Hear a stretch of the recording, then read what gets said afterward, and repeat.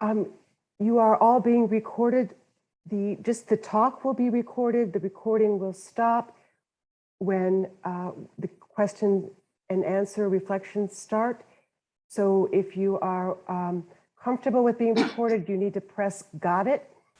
And if not, and you want to turn your cameras off, this is a good time to do so. So everybody is comfortable with being recorded. I am so delighted to have Elizabeth offer her talk today.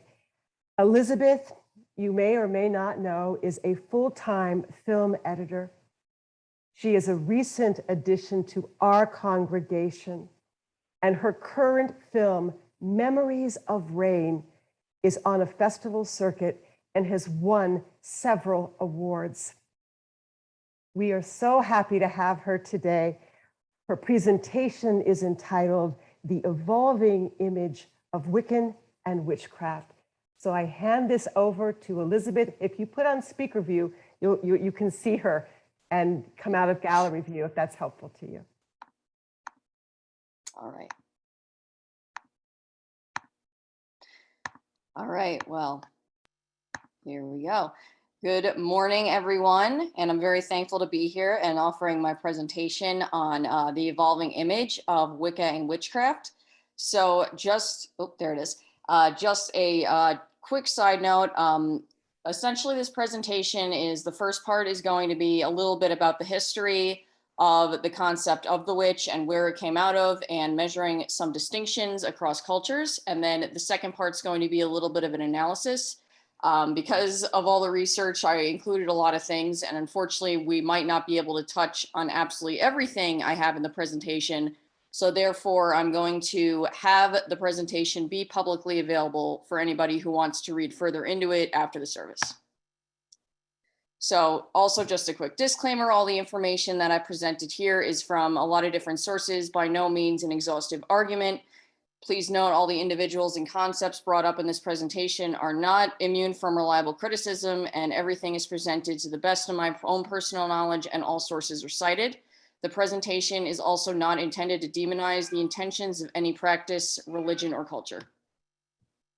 So when we talk about the concept of the witch, we have to first talk about what exactly witchcraft is.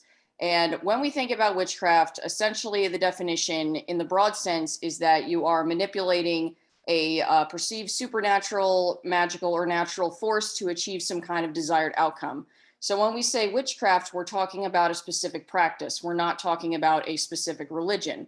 So you could, for example, say that someone practices witchcraft, but that doesn't necessarily make them a Wiccan or a heathen or essentially any other specific witchcraft religion, because practicing witchcraft does not have an alignment to any specific religion, but there are a lot of religions that do incorporate it as a practice. So because a lot of religions and cultures incorporate witchcraft in some form as a practice, this means that the witch has become present in pretty much every culture to some degree. And even if some practices appear to be witchcraft, some people may not necessarily refer to it as such. So therefore, there's important distinctions, because even though a lot of traditions and practices overlap, it does not mean that they are one and the same. And we're going to talk about a little bit more about why that is. Ooh. Come on.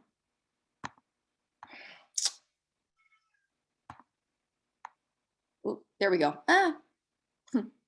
Okay, so to specifically talk about when we talk about Wicca, Wicca is a neo-pagan religion that was developed around the 40s and became popular in the 60s by Gerald Gardner and Doreen Valiente, who we quoted earlier. And this is a religion that takes inspiration from a lot of different polytheistic traditions as well as esoteric concepts. So it is a religion that incorporates Wicca, witchcraft, excuse me, as I've said before.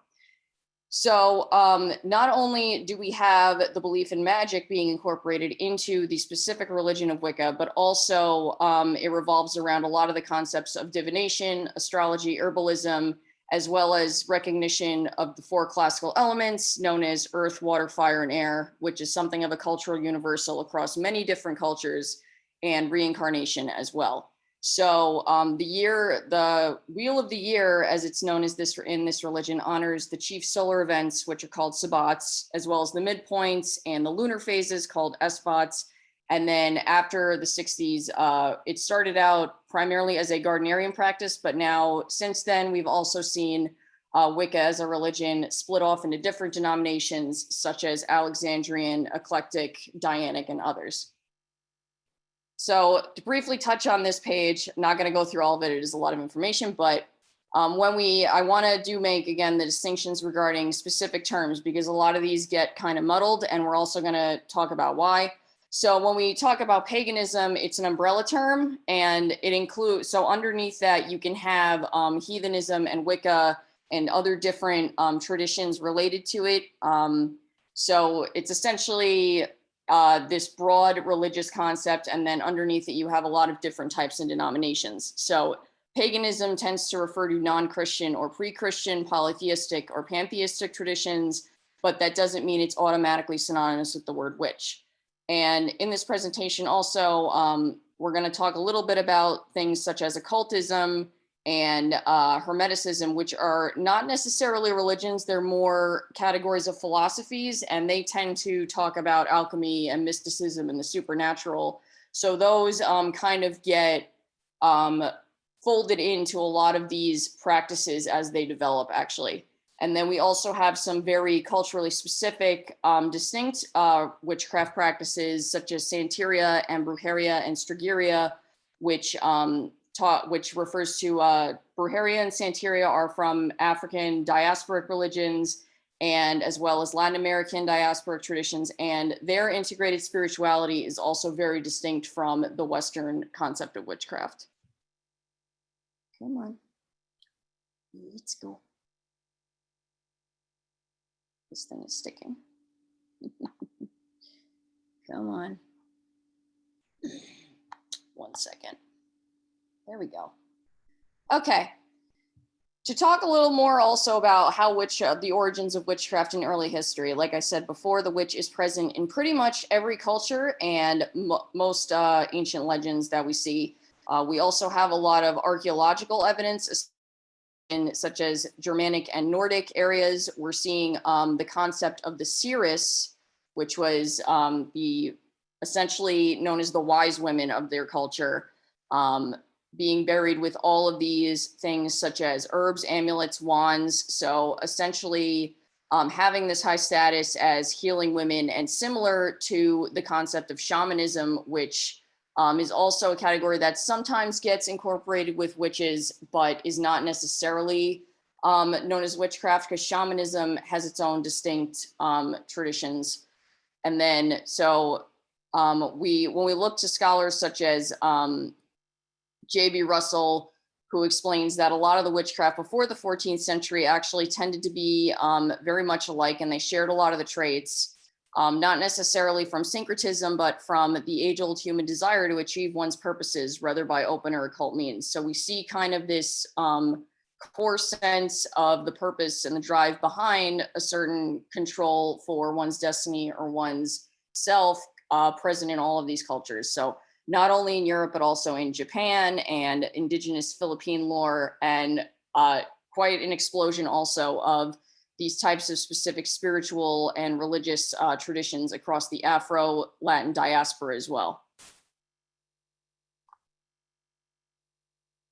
Now, getting into the classical period, because this is definitely a period when in pre-Christian Europe and related, this is when a lot of polytheistic pantheons become to dominate right before, and then especially in Celtic and Spartan culture. And this was important because they tended to have a very high regard for women as well. So we have the concept not only of the seeresses like we saw in Nordic culture before, but also in Greek mythology.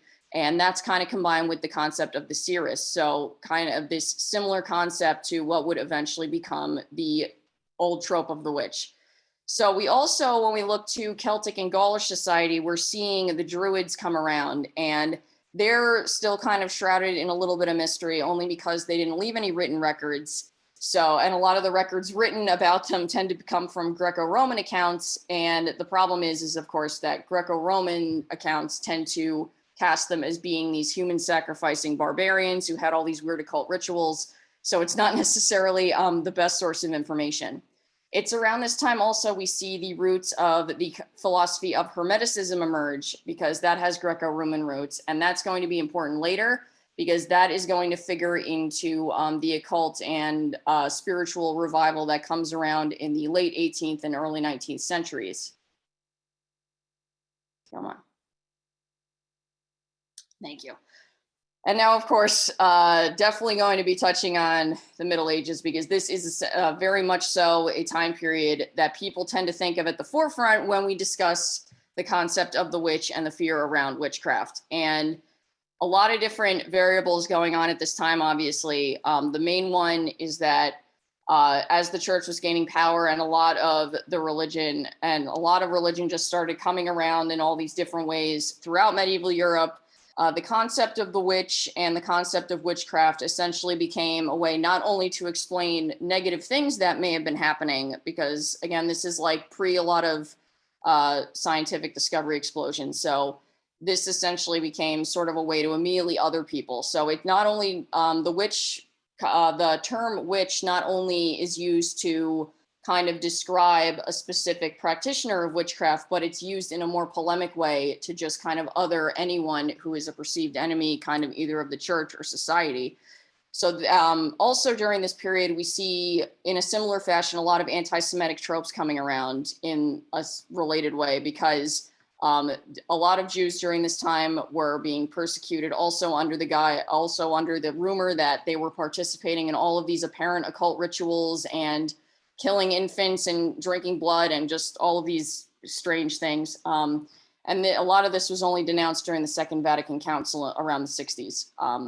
And witchcraft persecution also became kind of exploded even further when Heinrich Kramer, who was a German clergyman, he publishes Malleus Maleficarum. And this is a document that kind of writes the Bible as to what to look for in witches and how to find witches. So essentially sort of this how-to guide on how to hunt witches. And a lot of the people persecuted under the accusation of witchcraft tend to be women and homosexuals, for some reasons we're going to analyze in a bit. And then I also want to talk about the fact that the trope of burning people at the stake is only something that is present in actuality in Europe.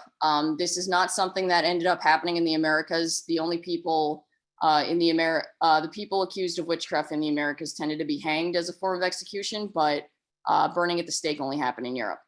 And to kind of add to a bit of the irony of a lot of what was happening, even with all of these othering and all of this fear going on around the concept of the witch, we see some religious leaders delve into occult studies and these sort of divination practices and things that would be considered witchcraft in a sense, but sort of a do as I say and not as I do, because not only did Queen Elizabeth I carry this talisman to protect against the plague, which actually had some practical effects because she didn't end up getting sick.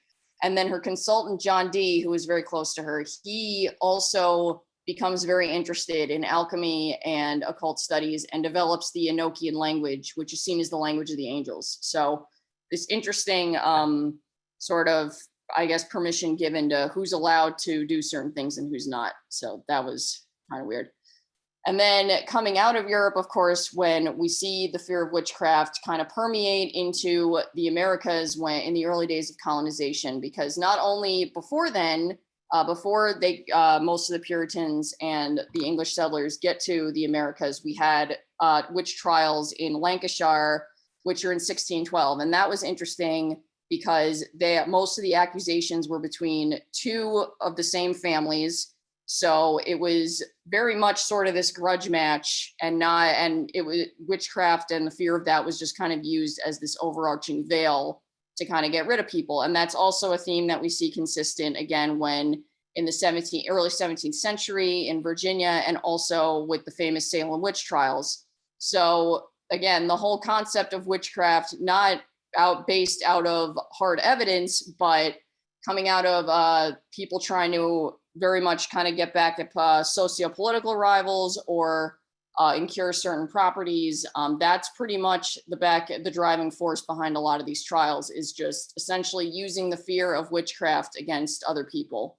It becomes sort of this symbolic rather than a physical thing, especially as when colonialism starts to move onward through the Americas, we also see a lot of the erasure of traditional religious practices and persecution of such.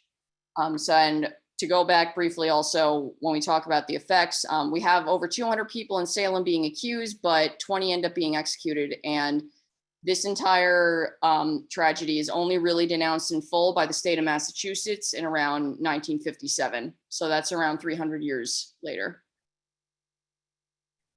So, come on. This thing is stuck, hold on. Come on, dude. Ooh. Thank you. Okay. And now once we come out of that whole fear-based period of history, that sends these kinds of shockwaves like, okay, maybe there is a different way to be thinking about this. And that also pulls us into when we're talking about the Age of Enlightenment and the scientific revolution, because out of these, we start to see that people kind of are starting to deconstruct the natural world and understand it in a more scientific and practical sense. So it becomes a little less scary. And the concept of witchcraft, although it's not used as much anymore as kind of this automatic response to the inexplicable things, but there is still obviously a fear of it. And we see that when Charles Leland publishes Aradia, and that promotes kind of this idea that there is a satanic cult of witches living in Europe. And this is also going to be later promoted by Dr. Margaret Murray, and we'll talk about her in a sec. And this has been, of course, consistently discredited because, but the concept for some reason of a satanic cult of witches surviving the Christianization of Europe becomes popular for some weird reason.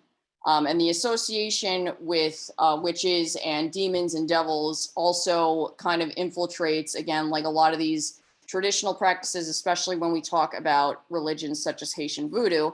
And I do want to talk about the fact that Haitian voodoo is a very distinct religion and tradition that is not really referred to as witchcraft. And there are people who are not really comfortable with it being referred to as such. But the reason why I bring it up is because despite the fact that it blends African diasporic tradition and Roman Catholicism, it has kind of this image to outsiders of still being kind of this weird or mysterious practice. And that unfortunately kind of gets it roped into the concept of demons or witches, despite the fact that it has nothing to do with that. So that's unfortunately a really inaccurate and harmful representation.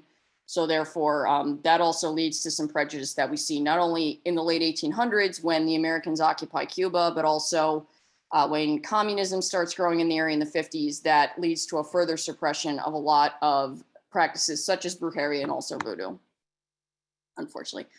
And now coming into the late 19th and early 20th century, as I said before, we see this revival of occult studies and different traditions start to come around and ways of philosophies. So some of that starts to be pioneered, for example, by people like Aleister Crowley, who joins the Great White Brotherhood, which, by the way, is not a white supremacist organization, despite the name. And he develops the religion of Thelema and joins the Order of the Golden Dawn, which will eventually kind of set the stage for some of the practices that later become adopted into religions such as Wicca. So not only do we have Crowley leading a Hermetic revival in Europe, but also Helena Petrovna Blavatsky. She pioneers the system of the Western public consciousness revival of Theosophy. And then also during this period with the study of esotericism, excuse me, and the four classical elements, astrology, divination, we're seeing that growing a lot more, but also unfortunately, Dr. Margaret Murray during this period, she forms the theory that, or the hypothesis, I should say, that there was somehow a satanic cult of witches that survived the Christianization of Europe. And this has been debunked several times over from what I understand. And, even though there is no hard evidence that this is really anything to be taken seriously. This is unfortunately picked up by people like Aleister Crowley and also by Gerald Gardner, and they're trying to promote the idea that somehow they come from a line of long unbroken witchcraft related traditions, even though this isn't really true at all. This is really, when we think about neo-pagan religions and modern witchcraft, it's really more of a syncretic blend of different ancient traditions that sometimes have been modified or not. Like, that's still something that, again, is discussed a lot and also open to interpretation. So then we start to see Wicca come out around the 40s and the 50s, and it starts in the UK with Gerald Gardner and Doreen Valiente, as I said before. So because it was kind of a fertile ground for this religion to really take off, because we see with the counterculture of the 60s that a lot of new age spiritual concepts and regeneration of non-Abrahamic faiths are kind of coming around in the Western world, and people are exploring things a little bit more. So I'm also going to briefly touch on, and I'm going to bring up Anton LaVey and the Church of Satan, which might seem kind of weird because I've just spent probably the last 10 or 15 minutes talking about why the association with demons and Satan with witches and witchcraft is largely incorrect. The reason why I'm bringing up the Church of Satan coming around in the 60s is because Anton LaVey kind of appropriates terms such as witch and warlock to talk about his religion, and also the concepts of greater and lesser magic. And, you know, obviously he totally has freedom to do this, like however you wish to practice is fine. The only problem is, of course, is that because these terms are kind of meshed with the Church of Satan, people unfortunately once again associate all witchcraft with the concept of Satan, even though the church itself is actually atheistic and it doesn't recognize Satan as a real figure. He's more of just this metaphorical symbol for individualism and individual agency. And then this is further made into a bit of a problem because Anton LaVey holds these things called witches workshops. So that also kind of promotes the trope of over-sexualized young women using vanity to kind of manipulate people. And then once we get into slightly more recognizable modern times, when we're seeing the further explosion of media, we're also seeing the image of the witch kind of coming back into media form and being critiqued in a little bit of a different way. So we not only have the satanic panic in the 80s because of the influence of the Reagan administration coming out of this new conservatism, which sparks this whole fear over Dungeons and Dragons and the McMartin preschool trial, which accuses a bunch of preschool teachers of conducting these satanic rituals underground, but there's never any real evidence for this. And this ends up being one of the most expensive trials in history, in this country anyway. So also coming through the 80s, we see certain landmark cases like Detner versus Landon in 1986. And that brings Wicca kind of also back into public consciousness, because it concerns whether or not inmates should be allowed access to certain ritual objects. And they end up kind of denying the access to the ritual objects, but they do argue that Wicca is a legitimate religion, which is a good thing, because about a decade or two later, we'll have someone like George W. Bush saying, while president, kind of making a side remark that he doesn't see Wicca as a real religion. So that's a bit troubling sometimes when we have elected officials kind of casting certain religions as legitimate and illegitimate, especially when in this country we're founded on the freedom of religion or freedom from religion. However, again, we have like little victories like in 2007, because that becomes the year that the Department of Veterans Affairs finally allows the pentagram to be an acceptable grave marker. So that was a nice thing. So to go over also just all of these things combined together, because it's important to talk about this in full, the witch as a trope in society, as we've seen, and kind of how that relates to the modern world. So when we talk about the witch, very often it's kind of used as this automatic synonym with women, and because not only because the majority of people throughout history who have been persecuted for witchcraft have been women, but also because when we look at the agency or the rights women had at a certain point in history and kind of what the witch trope kind of adapted to be at that time, we can see that they're almost the same. Like Matilda Jocelyn Gage, she's a suffragist, and she actually suggested at one point that the term witches should really be changed to women when we talk about historical persecution, because really they go hand in hand. So the witch is not only a concept that is used to reflect society's fear about women's power and their nature, but also anxiety over them having independent sexual agency and bodily autonomy. So not only do we have the one end of her being portrayed as sort of this young child hater, or this sort of vain, seductive person, but also somebody, this old, past her prime, infertile old woman who eats children and is ugly, and just kind of the two extremes of what women shouldn't be, or quote unquote. So we almost always see the word witch being used in a really derogatory fashion against women. And this is kind of in contrast to some other terms like wizard, which is kind of almost always seen as a positive term. Like when we call someone a wizard, they're saying that they're really good at something. And that's also feeds into the fact that when this bleeds into the real world, like we see Hillary Clinton, for example, and other female politicians being caricatured as a witch. So it's pretty much almost always negative when we're discussing this. And then because of all this, however, a lot of women are starting to actually reclaim the concept of the witch as their own symbol of empowerment. But we're also going to just briefly touch on the fact that this has its own issues. And then to get into that, coming off of that, I'm going to talk a little bit about some recent trends that have been happening. I don't know how many have picked up on the fact that studying Wicca and neo-paganism and witchcraft in general has been exploding in popularity in the last few years, especially among young people. And then we also have a lot of older European traditions that are experiencing revival as well. There's a lot of different reasons, I'm sure, why this is happening. A lot of people have picked up on the fact that it definitely came around as a result kind of around the time that Trump got elected. So it was almost kind of like a reaction to that administration gaining power.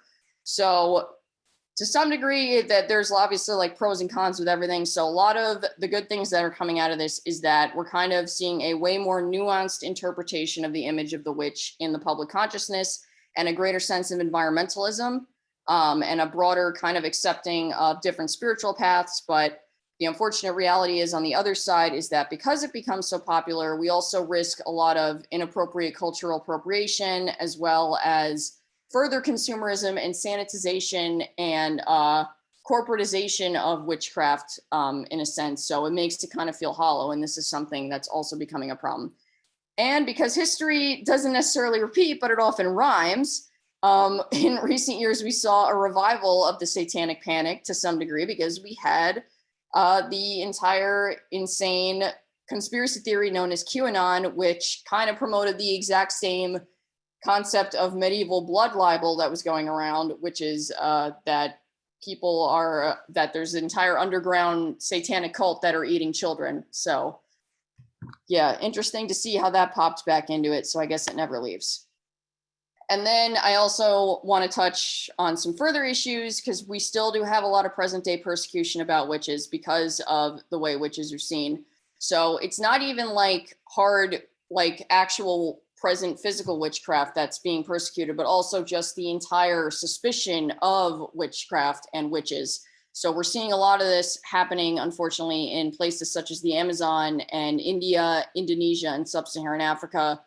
They're still experiencing a high prevalence of witch hunting in some cases, and some suspicion and fear and violence against those who practice it or are suspected to. So in rural sections of India, I know that there are places where they face a lot of discrimination if they're accused, and they can also possibly be executed. So while we look at the fact that a lot of this, again, is happening like we have throughout history, where a lot of the persecution around witches tends to happen in areas where women sometimes face persecution or don't have a lot of agency.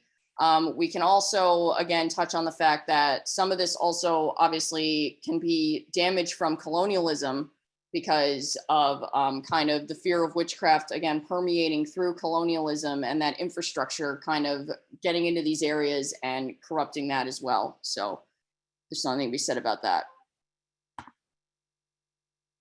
So, and then to talk about the elephant in the room real quick, because this is a big one.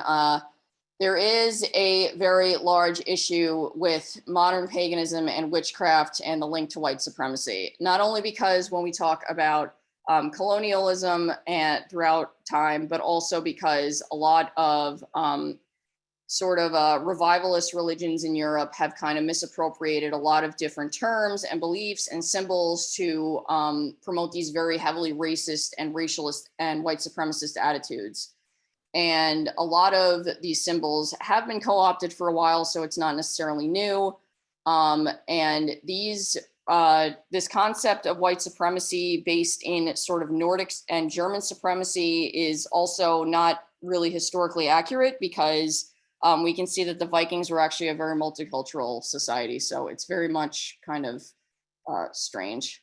And then the good news is, however, that there are a lot of people in the community who are definitely not hesitating to call people out. So we have communities forming, such as the Asatru community and Heathens United Against Racism, which kind of forms as a reaction to this white supremacy and a way for people to reclaim their traditions and saying, no, this isn't like yours. This isn't a hateful religion. Like, you can't have this. So that's good. Like, for example, in 2016, we saw a bunch of pagan organizations sign a public renunciation of heathenry that promotes any form of hatred.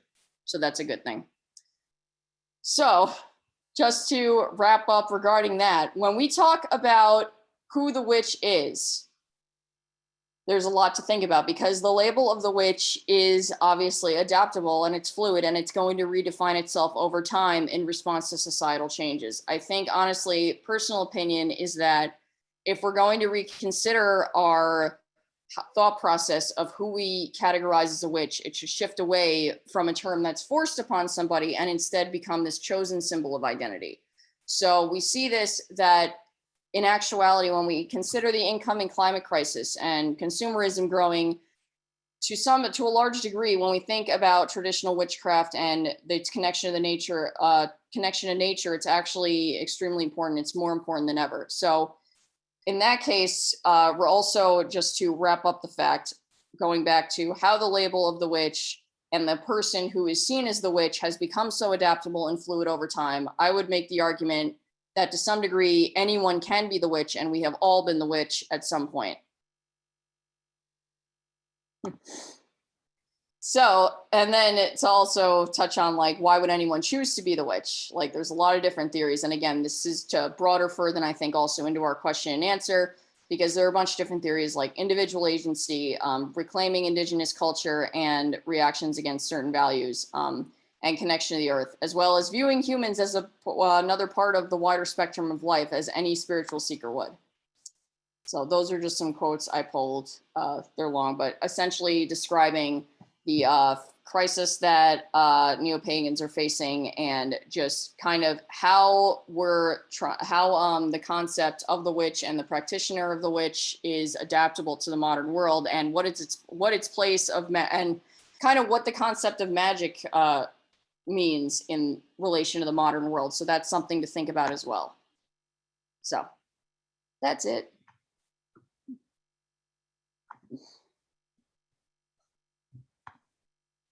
Oh my.